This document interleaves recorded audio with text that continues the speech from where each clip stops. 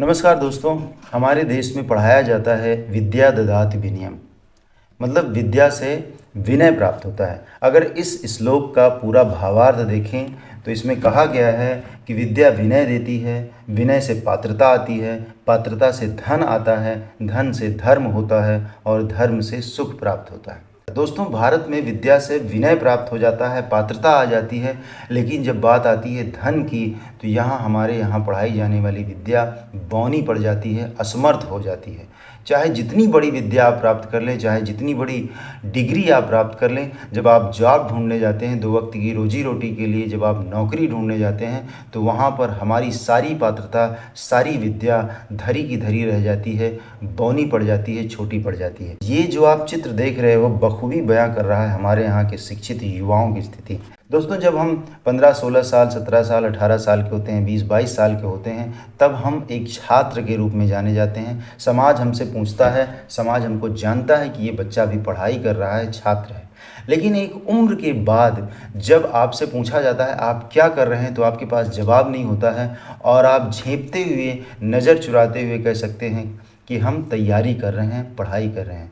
दोस्तों, एक उम्र के बाद तैयारी शब्द का तात्पर्य बेरोजगारी से हो जाता है और ये पिक्चर वही दृष्टि बयां कर रही है कि कॉन्ग्रेचुलेसन, अब आप स्टूडेंट नहीं है, अब आप छात्र नहीं रहे, अब आप अनएम्प्लॉयड ग्रेजुएट हो गए हो, आप शिक्षित बेरोजगार हो गए हो। इस पिक्चर में आप देख सकते हो कि हमने डिग्री पूरी कर ली, हमारे अंदर पूरी पात्रता आ गई, योग्यता आ गई, लेकिन अब क्या?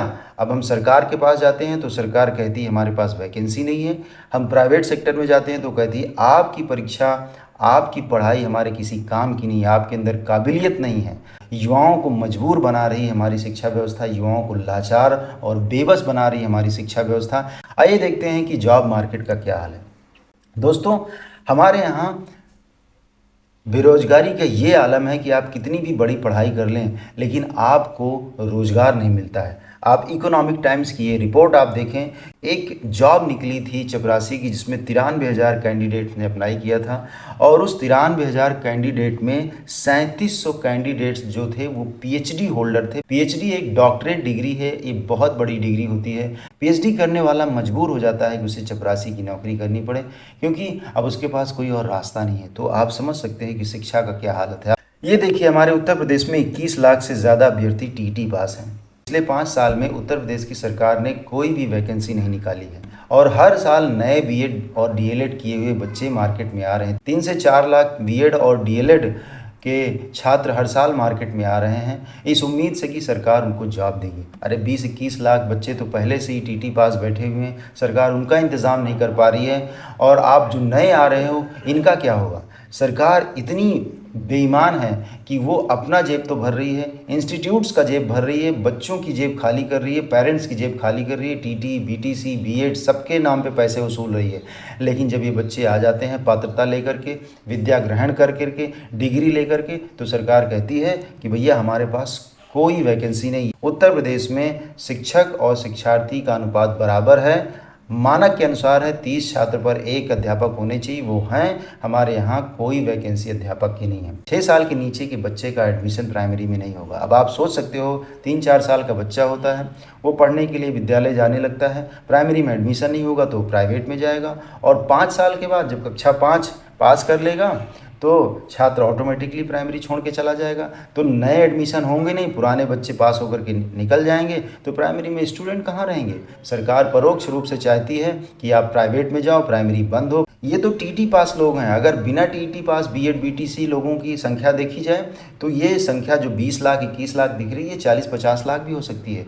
तो बस सरकार की नीयत है आपसे पढ़ाई के नाम पर पैसा वसूले, आपको रोजगार के नाम पर वो टका नहीं देने वाले हैं। दोस्तों, ये रिपोर्ट आप बता सकते हैं, ये जो न्यूज़ है वायर की बता रही है कि 82% से ज़्यादा लोग हमारे यहाँ बेरोजगार रह जाते हैं। पढ़े लिखे हैं लेकिन वो बेरोजगार हैं। बेरोजगारी का आलम ये है, जो आप ट्विटर का पोस्ट देख रहे हो, बिरला इंस्टीट्यूट का है, बिट्स पिलानी का है। दोस्तों, ऐसे प्रीमियम इंस्टीट्यूट की हालत भी आज की डेट में खस्ता है। 2024 में हमारी सरकार भले ही अपनी पीठ थपथपाती है कि हमने बेरोजगारी कम की है, हम युवाओं को रोज़गार दे रहे हैं, लेकिन ये रिपोर्ट्स जो हैं, ये जो आंकड़े बता रहे हैं, ये बिल्कुल उससे उल्टे हैं। बिट्स पिलानी जैसे इंस्टीट्यूट का डीन, एलुमनाई डीन ये कह रहा है कि हमारे बच्चों को प्लेस कराने में मदद करिए। ये सिचुएशन की गंभीरता को बता रही है। ये IIM लखनऊ जहां पर 100% प्लेसमेंट का रिकॉर्ड है, 2024 के लगभग 72 बच्चे हैं जो अनप्लेस्ड हैं, 2-4 बच्चे नहीं। इतने कैंडिडेट IIM लखनऊ के उन्हें जॉब नहीं मिल रही उनकी योग्यता अनुसार। ये बहुत बड़ी बात कह रही है कि हमारे प्रीमियम इंस्टीट्यूट के साख में भी गिरावट आई है। ये देखिए, बिट्स पिलानी एलुमनाई से हेल्प मांग रहे हैं, IIM लखनऊ एलुमनाई से हेल्प मांग रहे हैं और कह रहे हैं 2008 के बाद ऐसी स्थिति पहली बार बनी है जब हमारे यहाँ के बच्चों को ढंग का रोजगार नहीं मिल रहा है। दोस्तों, IIM लखनऊ बिट्स पिलानी की बात छोड़िए। सोचते हो कि IIM में बच्चा चला जाएगा तो उसको नौकरी मिल जाएगी, IIT में बच्चा चला जाएगा तो उसको नौकरी मिल जाएगी, अच्छे पैकेज मिल जाएंगे, उसका भविष्य सुरक्षित हो जाएगा। आप ये बताइए कि 2024 की रिपोर्ट है, 38% बच्चे IIT जो पास हैं उनकी प्लेसमेंट नहीं हुई है। अब आप समझ सकते हैं कि क्या सिचुएशन है। 8,000 से ज़्यादा IIT स्टूडेंट यहाँ पर देख सकते हैं। With about 8,000 IIT students still unplaced. Urgent solutions are needed to address this crisis. ये क्राइसिस की सिचुएशन है जहाँ पर IIT जैसे प्रीमियम इंस्टीट्यूट के 8,000 बच्चे अनप्लेस्ड हैं। IIT दिल्ली के 40% बच्चे अनप्लेस्ड हैं। According to the RTI response, किसी ने RTI दाखिल की थी, उसका रिस्पॉन्स आया है कि 600 students were unplaced at IIT Delhi in the last 2 years. पिछले 2 साल में 600 के आसपास स्टूडेंट्स जो हैं वो उनको प्लेसमेंट नहीं मिली है। अब आप सोच सकते हो कि क्या सीवियर सिचुएशन है। जब प्रीमियम इंस्टीट्यूट की हाल है तो हमारे जहाँ जो गांव खेड़े में खुले हुए विद्यालय हैं, छोटे छोटे कस्बों में खुले हुए विद्यालय हैं, यूनिवर्सिटीज़ हैं, उनके यहाँ का क्या हाल होगा। लेकिन सरकार इन सबसे मुंह छुपाती है। उनकी पॉलिसी है बच्चों का एडमिशन लो, बच्चों को डिग्री बांटो, एक कागज़ का टुकड़ा दे देते हैं और वो कागज़ का टुकड़ा जब लेके जाता है तो इंडस्ट्रीज बोलती हैं आप हमारे काबिल नहीं हो। सरकार के पास जाते हैं, सरकार बोलती है हमारे पास जॉब नहीं है। और ये जो आप देख रहे हो बच्चा जो खींच रहा है, ये स्टूडेंट की हालत है, ये युवा है हमारे भारत का। और इस पर जो सवारी कर रहे हैं इसमें से एक कोचिंग वाला है, एक कॉलेज वाला है, एक यूनिवर्सिटी वाला है और एक सरकार खुद है।